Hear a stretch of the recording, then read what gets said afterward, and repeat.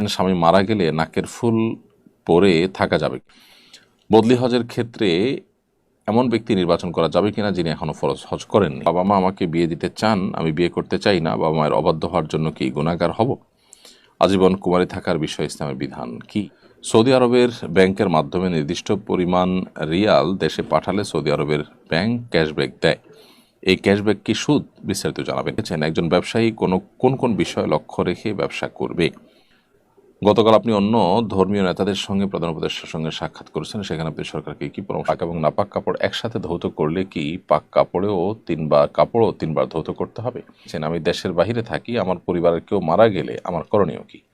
আমার দেশে ফিরতে ফিরতে অনেক সময় লেগে যাবে, এতক্ষণ কি মৃত মানুষকে কবর না দিয়ে রাখা ঠিক হবে? ইতিমধ্যে যে সমস্ত প্রশ্ন আমার কাছে চলে আসছে, এর মধ্যে প্রথমে দেখতে পাচ্ছেন বদলি হজের ক্ষেত্রে এমন ব্যক্তি নির্বাচন করা যাবে কিনা যিনি এখনো ফরজ হজ করেননি। উত্তর হলো না। যিনি নিজের ফরজ হজ আদায় করেননি তিনি আসলে বদলি হজ করতে পারবেন না। অন্যের বদলি হজ আদায় করার জন্য নিজের ফরজ হজ আদায় করাটা পূর্ব শর্ত। ফরজ হজ আগে আদায় করতে হবে, তারপর বদলি হজ করতে হবে। কারণ নবী করিম সাল্লাল্লাহু আলাইহি ওয়াসাল্লামের সময় এক ব্যক্তি, তিনি তার ভাইয়ের পক্ষ থেকে সম্ভবত হজ করছিলেন। নবী সাল্লাল্লাহু আলাইহি ওয়াসাল্লাম তখন তাকে জিজ্ঞাসা করেছেন যে তার ভাইয়ের নাম ছিল সম্ভবত শুভ্রমার তরফ থেকে হজ করছিলেন। নবী সাল্লাল্লাহু আলাইহি ওয়াসাল্লাম বলেছেন, তুমি নিজের তরফ থেকে করেছো কিনা? তখন তিনি বলেছেন না। তখন নবী সাল্লাল্লাহু আলাইহি ওয়াসাল্লাম বলেছেন, তুমি তোমার পক্ষ থেকে আগে করো, তারপর তুমি শুভ্রমা তোমার ভাই তার তরফ থেকে হজ করবে। এই জন্য একজন মুসলমান বদলি হজ করার আগে নিজের হজ তাকে করতে হবে। ঠিক একই কথা প্রযোজ্য ওমরার ক্ষেত্রেও। বদলি ওমরার আগে নিজের ওমরা সম্পাদন করতে হবে। মিম আক্তার লিখেছেন, বাবা মা আমাকে বিয়ে দিতে চান, আমি বিয়ে করতে চাই না, বাবা মায়ের অবাধ্য হওয়ার জন্য কি গুনাহগার হব? আজীবন কুমারী থাকার বিষয়ে ইসলামের বিধান কি? বোন মিম আক্তার, আপনি বিবাহ করতে না চাওয়াটার যৌক্তিকজনক যদি কোনো কারণ থাকে, আপনি স্বামীর হক আদায় করতে পারবেন না, অথবা আপনি অসুস্থ বা অন্য কোনো যৌক্তিক কারণ থাকে, তাহলে আপনি বিবাহ না করে থাকতে পারেন। কিন্তু নিছক আপনার কারোর প্রতি অভিমানের কারণে বা অন্য কোনো যৌক্তিক কারণ ছাড়া যদি আপনি বিবাহ থেকে বিরত থাকেন, তাহলে সেই দৃষ্টিকোণ থেকে এটা প্রশংসনীয় কাজ নয়। সেক্ষেত্রে আপনার বিয়ে করাটাই হলো শরিয়ার নির্দেশনা এবং আপনার জন্য উচিত এবং উত্তম। বাট আপনি নিজেকে যদি চরিত্রকে হেফাজত করে থাকতে পারেন, তো সেটা তো আপনাকে বাধ্য করে না। এরকম ক্ষেত্রে বাবা মা যদি আপনি নির্দেশ করে, তাহলে বাবা মা সেই নির্দেশটা মানতে পারলে আপনার জন্য ভালো। আর যদি আপনার জন্য মানাটা অসম্ভব হয়, বাবা মাকে বুঝিয়ে নেবেন। আর নিজে বাবা মার উপরে যেন বোঝা না হন, সেই ব্যাপারটিতে আপনি সতর্ক থাকবেন।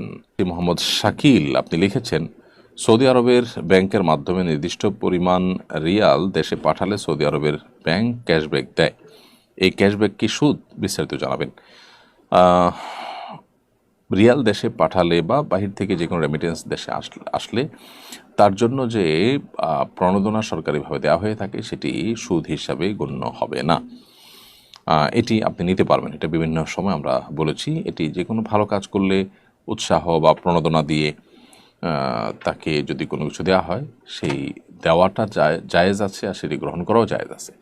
তো সেই রকম একটি বিষয় এটি, যার কারণে না জায়েজ হওয়ার কোনো কারণ নেই। শরীফা সুলতানা অনি আপনি লিখেছেন, একজন ব্যবসায়ী কোন কোন বিষয় লক্ষ্য রেখে ব্যবসা করবে? বোন শরীফা, যে ব্যবসায়ী তিনি আল্লাহ তাআলাকে ভয় করে মুসলিম হিসাবে হালাল উপায়ে ব্যবসা করতে চান, যে ব্যবসার মাধ্যমে তিনি কিয়ামতের ময়দানে কিয়ামতের ভয়াবহ দিনে তিনি নবীদের সাথে, সিদ্দিকদের সাথে, ওলিদের সাথে, নেককারদের সাথে হাসর হোক সেটা চান, তাকে যে কাজটি করতে হবে তা হলো আমানতদারিতার সাথে, সততার সাথে ব্যবসা করতে হবে, সত্যবাদের সাথে ব্যবসা করতে হবে।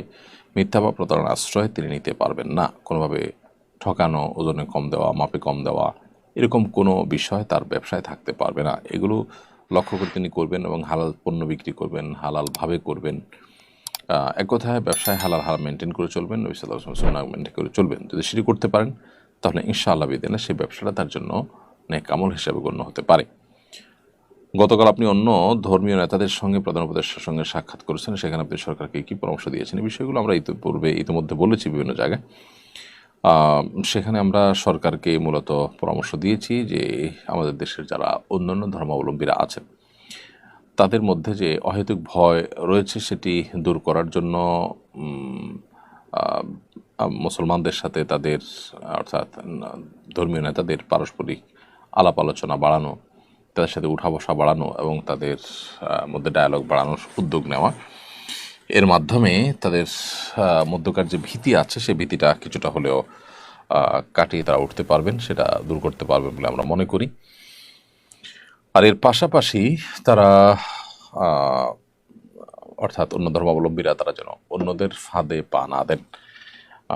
বিভিন্ন লোকজন দেশের বাহির থেকে দেশের ভেতর থেকে তাদেরকে উস্কে দেওয়া, তাদেরকে অহেতুক ভয় সৃষ্টি করা, ত্রাসের সৃষ্টি করার যে চেষ্টা করছেন সেগুলোতে তারা যেন সজাগ থাকেন, সতর্ক থাকেন, সেগুলো যেন তাদেরকে স্পর্শ করতে না পারে, সেজন্য নানাবিধ ব্যবস্থা নেওয়ার জন্য আমরা পরামর্শ দিয়েছি। এক একজন এক পরামর্শ দিয়েছেন। কেউ কেউ পরামর্শ দিয়েছেন যে দেশের বাইরে অর্থাৎ ভারতে আমাদের পার্শ্ববর্তী দেশে যে সংখ্যালঘু নির্যাতন হচ্ছে সেগুলো নিয়ে আমাদের কথা বলা দরকার সরকারিভাবে। আমরা সেগুলো নিয়ে যদি কথা বলতাম তাহলে আজকে তারা আমাদেরকে নিয়ে কথা বলার সুযোগ পেত না। আমরা যেহেতু কথা বলছি না, এর জন্য তারা আমাদের উপরে চেপে বসছে। মোহাম্মদ আশিক মণ্ডল আপনি লিখেছেন, পাক এবং নাপাক কাপড় একসাথে ধৌত করলে কি পাক কাপড়ও তিনবার ধৌত করতে হবে? পবিত্র এবং অপবিত্র কাপড় একসাথে যদি ধোয়া হয়, আর ধোয়ার ক্ষেত্রে যদি অপবিত্র কাপড় ধোয়ার যে পদ্ধতি সেটা পবিত্র কাপড়ও একসাথে ধোয়ার সময় সে পদ্ধতিতে মেনটেন করা হয়, আপনি 3বার ধুইলেন এবং ভালো করে নিংড়ে নিলেন প্রত্যেকবার, তাহলে সেক্ষেত্রে পাক এবং নাপাক কাপড় উভয়টাই কিন্তু পবিত্র হয়ে যাবে। আব্দুল্লাহ আল কাইয়ুম আপনি লিখেছেন, আমি দেশের বাহিরে থাকি, আমার পরিবারের কেউ মারা গেলে আমার করণীয় কি? আমার দেশে ফিরতে ফিরতে অনেক সময় লেগে যাবে, এতক্ষণ কি মৃত মানুষকে কবর না দিয়ে রাখা ঠিক হবে? না, মৃত মানুষকে দ্রুততার সাথে কবর দিয়ে ফেলা উচিত। দেরিতে করে কবর দেওয়া বা লাশ কোনো যৌক্তিক কারণ ছাড়া রেখে দেওয়া এর সেই দৃষ্টিকোণ থেকে প্রশংসনীয় কোনো কাজ নয়। আপনি আসার পর কবর জিয়ারত করবেন এবং আপনি তার জন্য দোয়া করবেন, বা সেটিই যথেষ্ট। কিন্তু দিনকে দিন ফ্রিজে ফেলে রাখা, বিদেশ থেকে লোক আসবে সেজন্য একেবারেই অনুচিত কাজ। নবী করিম সাল্লাল্লাহু আলাইহি ওয়াসাল্লাম একটি হাদিস রয়েছে, কোনো মানুষ মারা যাওয়ার পর দ্রুততার সাথে তাকে দাফন করে ফেলো, কারণ লোকটা যদি নেককার হয় তাহলে তার জান্নাত থেকে তাকে এতটুকু সময় দূরে রাখা তার প্রতি অবিচার। আর যদি আল্লাহ না করুক তিনি বদকার হন, তাহলে তাকে দ্রুততার সাথে দাফন করে পৃথিবীবাসীকে তার অভিশাপ থেকে, তার ক্ষতি থেকে, অনিষ্ট থেকে মুক্ত করা দরকার। সেজন্য দ্রুততার সাথে দাফন উভয় অবস্থাতে করা হলো নির্দেশিত। সো বিদেশে থাকলে তাদের জন্য দীর্ঘ সময় পর্যন্ত বা দীর্ঘদিন পর্যন্ত লাশ রেখে তাদের জন্য অপেক্ষা করা উচিত নয়। এগুলোতে আমাদের আবেগ, আমাদের যে আপনার বিভিন্ন রকমের জজবা আছে সেগুলো আসলে পূরণ হয়। প্রকৃত অর্থে এতে আপনার আল্লাহ তাআলার আদেশ নিষেধ পালন করা হয় না। তো আমাদের আবেগ, আমাদের জেদ খেদ মিটিয়ে আসলে মৃত ব্যক্তির যদি লাভ না হয়, আমরা যদি ক্ষতিগ্রস্ত হই তাহলে কী লাভ? বিধায় এখানে আবেগের চাইতে শরিয়া বিধানকে বেশি গুরুত্ব দেওয়া উচিত।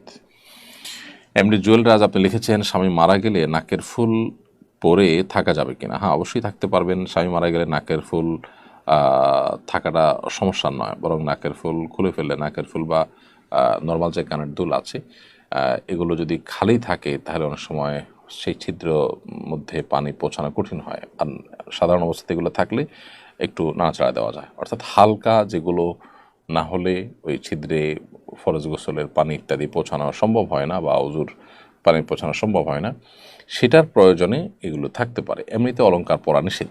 স্বামী মারা গেলে সাজসজ্জা করা, মানে সাজসজ্জার অংশ হিসাবে বাইরে গেলে যে সমস্ত অলংকার টলংকার পরা হয়, এরকম অলংকার পরা বা সাজসজ্জা করা